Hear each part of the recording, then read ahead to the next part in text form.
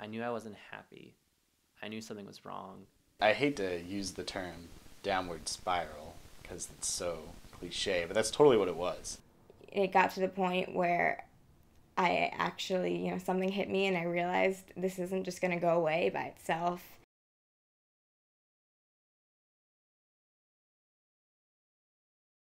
There's a stigma attached to mental illness because when people think of mental illness, they always think of, the most extreme behaviors out there. They think of, people thrashing about at nothing, or trying to, bust out of their straitjackets, or, in the case of depression, they immediately think of suicide.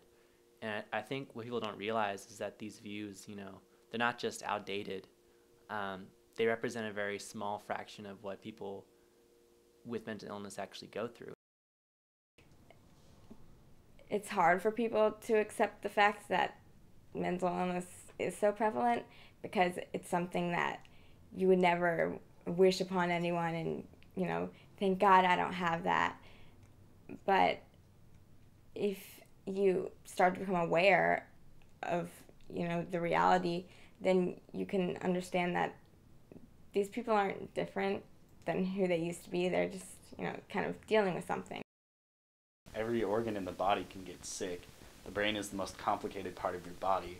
It runs on a lot of different chemicals, and so when things start to misfire, it's just not working right. Your brain learns how to be depressed, so the longer you're depressed, the better your brain is at creating avenues to those areas. Developing schizophrenia, it's a lot more different than a lot of people think. At first, it's very subtle. You just notice kind of small things about the way you're looking at things that you wouldn't take to be fully abnormal at the time.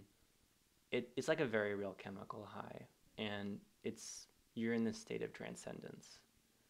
And it's terrifying as anything. You start hearing things, seeing things. At the time, you don't think they're not there. You think they really are there, and that you're special enough to see all this, hear all this. And so I think that's what kept it going for so long. An unwillingness to get out of this self-perpetuating narcissism I was trapped in. My mood started to decline, and I started sleeping more, and so then I kind of fell into that first bout of depression, and you kind of lose the ability to enjoy the things that you used to enjoy, and so your friends are having fun, and you're either faking it or you're just kind of quiet.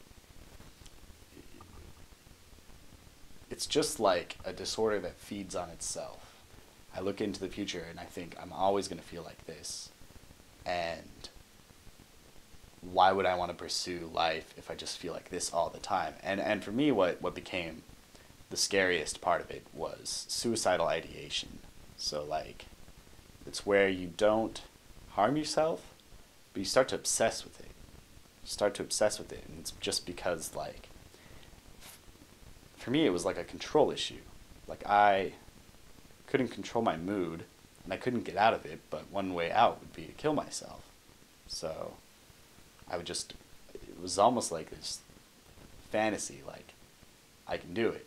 Whenever I want, I can do it. When I was 16, I developed an eating disorder, and it all happened really fast. I had lost so much weight, and people were telling me that I was anorexic. The trick with anorexia is that you think you're really happy when you're not eating and you're losing weight.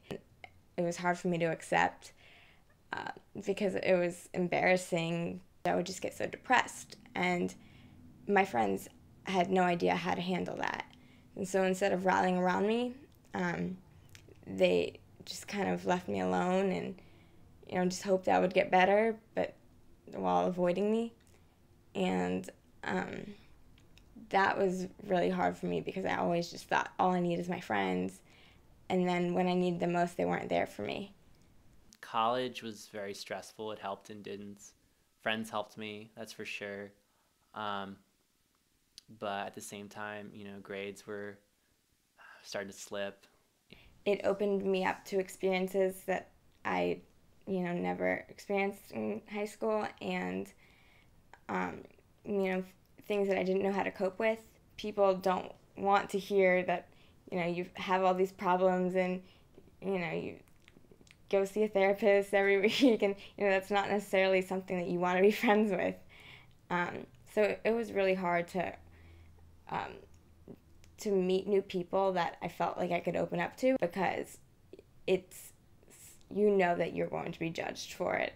Being on a college campus can be really isolating, and the stress of classes and having to show up can really exacerbate the problem. And